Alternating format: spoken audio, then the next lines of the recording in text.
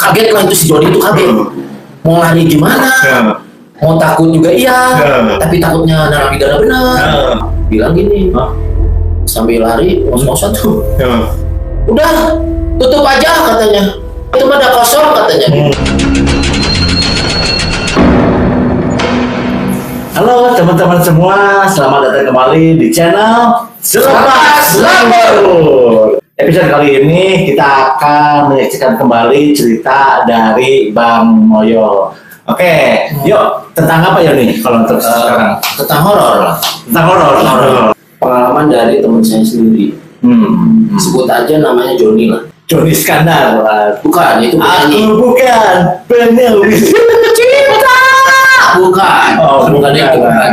Jadi sebut saja ini si Joni ini ya. Nama samaran lah. Nama samaran lah ya. Si Joni ini bekerja di salah satu penjara yang ada di Jawa Barat lah, pada tahun 2009. Oh ya.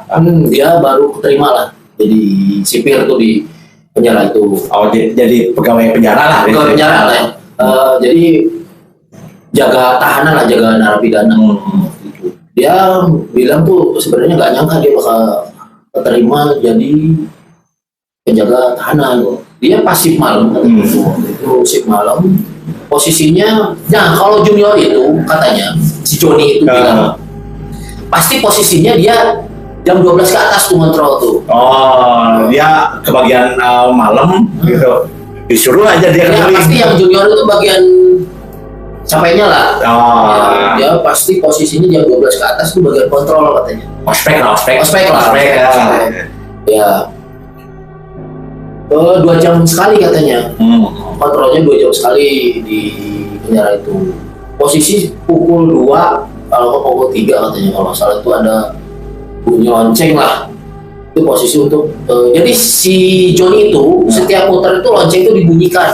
Setiap blok itu dibunyikan. Emang disuruh kayak gitu? Disuruh kayak gitu katanya. Jadi setiap blok ada lonceng jadul lah. Katanya ada lonceng jadul kayak lonceng sekolah.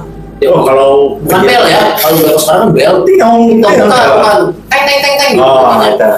Jadi setiap blok A sampai blok terakhir katanya, lonceng itu harus dibunyikan.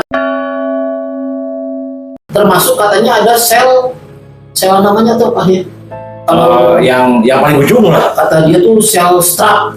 Sel apa sih? Sel tikus lah. Yang khusus lah, yang khusus. Untuk yang melanggar gitu ya, ketika di dalam penjara dia masih melanggar lagi. Ya mungkin ada masalah di dalamnya, mungkin dia di sel khusus itu. Sel penghukum. Termasuk sel khusus itu harus dikontrol. Gak mungkin gak dikontrol, itu wajib harus dicek. Walaupun kosong dia. Walaupun kosong atau ada, itu harus dicek.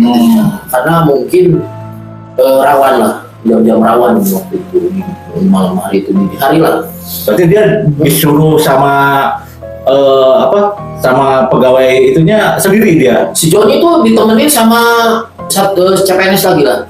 Oh, yang dua lah. Temannya dia. Jadi berdua yang baru ya. Temannya yang baru. Sama-sama baru dia. Baru, ya biasa. Jadi kerjain mungkin ya. Kalau nggak emang gitu kali ya. Penjara malam hari itu kayak gimana sih? Ya katanya banyak orang kan? Ya banyak orang dan namanya juga di penjara ya. Sebaiknya bukan penjara. Mau kosong itu mah.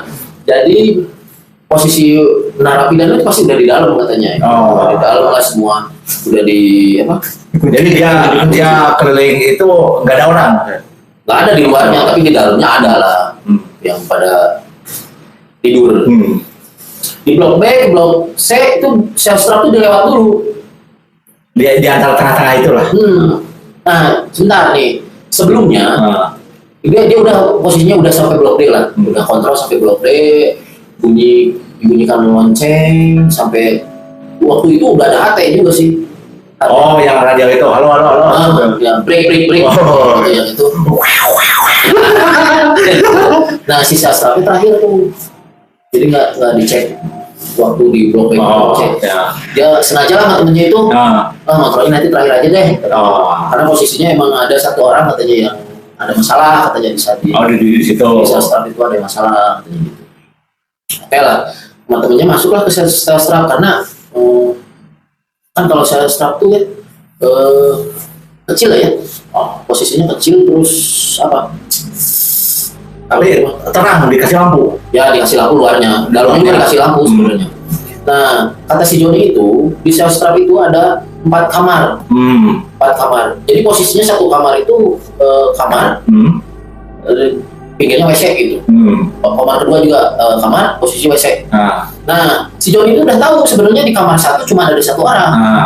Satu orang tuh. Jadi kamar 2, 3, 4 kosong. Nggak ada lah, nggak ada yang penghuninya karena di apa namanya kalau di papan Ada keterangan, dikasih keterangan ya, pasti ada lah ini kamar ini berisi, kamar 2, 3, 4 kosong. Oke lah, masuk temennya sama si Joni masuk ke dalam. Nah biasanya kalau di sel strap itu katanya nggak kelihatan tuh si siapa yang narapidana itu nggak kelihatan, harus diteriakin tuh. Kamar satu misalnya teriakin, hey, itu harus teriak tuh si narapidanya harus teriak tuh. Hey, jadi kode bahwa ada orang, ada orangnya atau enggak gitu. Biasanya si napinya udah tahu nih harus teriak, oh ya pak. Gitu. Oke lah, dia teriak aja di posisi kamar satu karena posisi kamar 2, 3, 4 itu kosong. Jadi otomatis nggak teriak ya.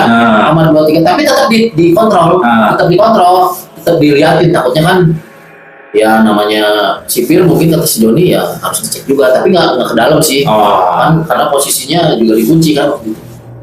Dia teriak di kamar 1, dia ngeliatin kamar 2, kamar 3, kamar 4, aman lah ya.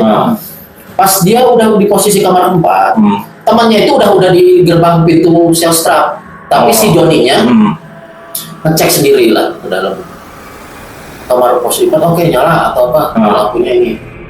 Dia udah lewatin kamar 4, mau ke kamar 2, ada yang teriak.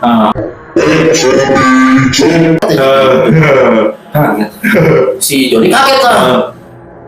Dia teriak. Dia sangka itu kamar 1.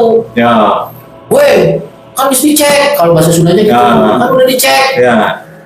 Nyaut lah yang kamar 1. Enggak pak, saya. Tapi udahlah dia ya. Tapi pas mau ke gerbang itu, ada yang teriak lagi, pak saya dicek katanya. Dia penasaran lah, takutnya kan katanya di situ tuh bukan, jadi rasa ketakutan tuh bukan ketakutan melihat yang sesuatu atau apa, ketakutannya karena takutnya narapidana itu kabur. Jadi balik lagi lah akhirnya, takutnya salah tuh, takutnya kamar 2, 3, 4 tuh keisi, tapi nggak ada keterangannya, jadi dia balik lagi ke kamar terus. Kamar 2, 3 nggak ada nih, nggak ada yang nyambung. Kamar 4 pas dia ke kamar 4 kan kalau sel strap itu katanya jadi ada 2 lapis tuh, lapis tralis, 2 lapis tralis.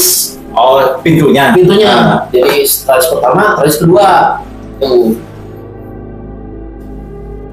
Pas dia cek ke kamar 4, di dalam tralis kedua ada kepala nempel ke tralis. Sambil senyum tuh, pak saya dicek. Kaget lah itu si Joni itu kaget. Mau lari gimana? Mau takut juga iya, tapi takutnya narapidana benar. Di break lah itu komandan jaga katanya. Yang pakai radio itu. Seniornya mastiin bahwa di kamar 4 tuh emang ada orang atau enggak. Di break lah, ini dibalas sama seniornya itu. Pak ini izin apa di kamar 4 ada isi atau tidak, ini takutnya salah di perhitungan atau apa katanya gitu. Nggak ada, kosong. Nah itu kan jadi antara ketakutan sama penasaran tuh. Ini narapidana bener atau emang antung ya? Kalau salah data dia kesalahin juga. Iya. Kata si Joni itu ya harus teliti lah. Tapi katanya sosok itu masih tetap nempel di tralis itu, dengan bilang saya nggak dicek pak, katanya gitu. Si Joni itu malah bilang kamu siapa, katanya gitu, malah bilang gitu, kamu siapa. Nah si yang di nempel ke tralis itu bilangnya ini bin ini, alias ini. Dibreak lagi lah ke komandan jaganya, ke seniornya bilang, pak atas nama ini. Komandan jaganya nggak ngejawab di HT tuh, nggak ngejawab. Tapi dia langsung lari ke arah sastra, bilang gini, sambil lari ngos-ngosan tuh, udah tutup aja katanya. Kata si senior. Udah tutup aja, udah itu mah udah kosong katanya. Udah aja tuh ya, si Joni itu keluar aja dengan perasaan, aduh ini siapa nih? Takut, antara takut dan tidak. Karena belum tahu. Dibawalah si Joni sama temannya ini ke depan, barulah diceritakan bahwa sebenarnya di kamar 4 itu bukan narapidana katanya, itu sosok warga binaan yang bunuh diri. Siang harinya itu ada kejadian sebenarnya. Jadi di penjara itu ada namanya toren lah, toren tempat penampungan air yang tinggi. Tapi sebenarnya tempat penampungan air itu udah dikawatin lah. Kata si Joni itu udah dikawatin Ya nggak ada yang kabur lah. biar nggak ada yang naik ke situ. Tapi mungkin ya kecolongan dari waktu siang hari itu ada salah satu narapidana yang naik ke sana. Tapi loncat ke bawah tuh. Mungkin banyak masalah kali ya, masalah keluarga atau apalah. Ya, Joni nggak nyeritain sih masalahnya. Dia loncat dari toren itu, colongan lah. Sipirnya tuh colongan sampai meninggal tuh si posisi narapidana itu, sampai dibawa ke rumah sakit. Heboh lah waktu itu katanya. Heboh lah. Jadi angker dong. Belum angker nih. Ya maksudnya ada kepanikan juga nih. Kepanikan di dalam penjara itu karena emang ada yang bunuh diri. Loncat dari toren ke bawah sampai dari yang sekarat jadi meninggal akhirnya. Akhirnya dibawa sama keluarganya katanya gitu. Nah, posisinya si Joni itu malam harinya baru ngontrol kan yang tadi. Siang-siang dia nggak ada. Dia kan dinasnya dinas malam. Shift malam lah. Shift malam, jadi nggak tahu kejadiannya waktu itu. Yang tahunya dia ngedengar dari apa teman-teman sipir lainnya yang menjaga itu ya. Ya posisinya kan mungkin di dalam penjara pasti banyak yang stres, bikin kebebasan lah atau apa. Ya salah satunya mungkin yang bunuh diri ini stres mungkin tingkat tinggi. Udah nggak kuat kali ya. Nggak tahu lah ada masalah apa. Akhirnya si Joni kaget dong, shock berat karena dia melihat benar sosoknya di dalam teralis itu. Jelas lah. Seperti manusia lah gimana. Tapi mungkin jinnya atau apanya lah. Kurang tahu lah cerita si Joni itu. Dia shock, dia akhirnya di situ nggak ngelanjutin lah, karena katanya ada kontrol lagi lah sampai subuh tuh. Beda orang. Dia lagi sebenarnya, cuman dia karena shock. Jadi diganti tuh sama orang lain. Jadi sama senior lagi ini. Dianya shock sampai sakit lah seminggu. Sakit sampai seminggu ya. Di situ dia mulai akhirnya setiap jaga malam harus ditemenin minimal 2 atau 3 orang. Terus kontrol juga yang biasanya temannya nunggu di depan, dia pingin ditemenin harus bareng-bareng. Itu kejadiannya. Gitu. Tuh buat teman-teman yang masuk penjara aja udah horor, apalagi mengalami hal horor di dalam tempat yang horor. Kolor ya. Kolor.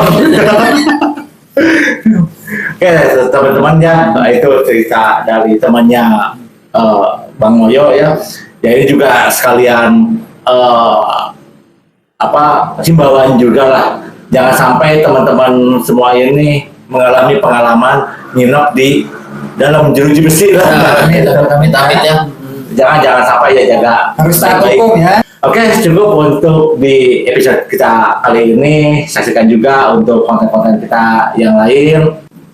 Ikuti terus cerita-cerita pengalaman-pengalaman kita di channel Selepas Lembur.